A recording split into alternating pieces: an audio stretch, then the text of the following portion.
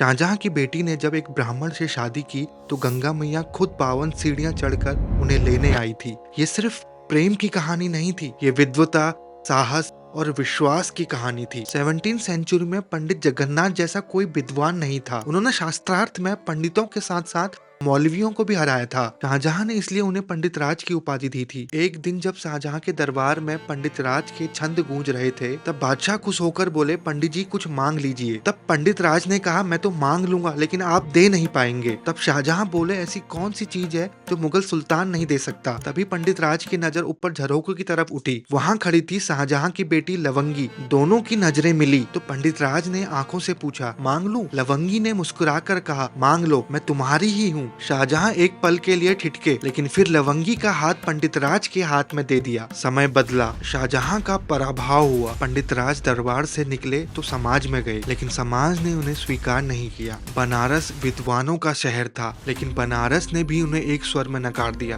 पंडित राज टूट गए। तब लवंगी बोली, गंगा किसी का तिरस्कार नहीं करती। अगर गंगा ने स्वीकार कर लिया तो भगवान शिव ने स्वीकार कर लिया। पंडित राज की आंखें चमक उठी। उन्होंने काशी के विद्वत समाज को चुनौती दी। 52 सीढ़ी नीचे बह रही है गंगा, मैं अपने श्लोकों से उसे 52 सीढ़ी ऊपर लेके आऊंगा। पूरा बनारस पल भर को हिल गया। अगले ही दिन पूरा विद्वत समाज घाट पे इकट्ठा हुआ। पंडित राज सबसे ऊपर की सीढ़ी पर बैठे और बगल में बैठी लवंगी। उन्होंने गंगा लहरी का पाठ शुरू किया। जैसे जैसे एक एक श्लोक पढ़ते गए, गंगा एक एक सीढ़ी ऊपर आती गई। बनारस आंख फाड़कर ये चमत्कार देख रहा था। 51 श्लोक पूरे हुए। गंगा 51 सीढ़ी ऊपर उठकर पंडित राज के पैर छूने लगी। पंडित राज ने लवंगी की ओर देखा और 52वां श्लोक पढ़ा। गंगा 52 सीढ़ी ऊपर चढ़ी और दोनों को अपनी गोद में लेकर बहा ले गई। बनारस स्तब्ध खड़ा रह गया। दुनिया ने उनके प्यार को ठुकरा दिया था, लेकिन माँ गंगा ने पंडित राज और लवंगी के प्यार को स्वीकार कर लिया था।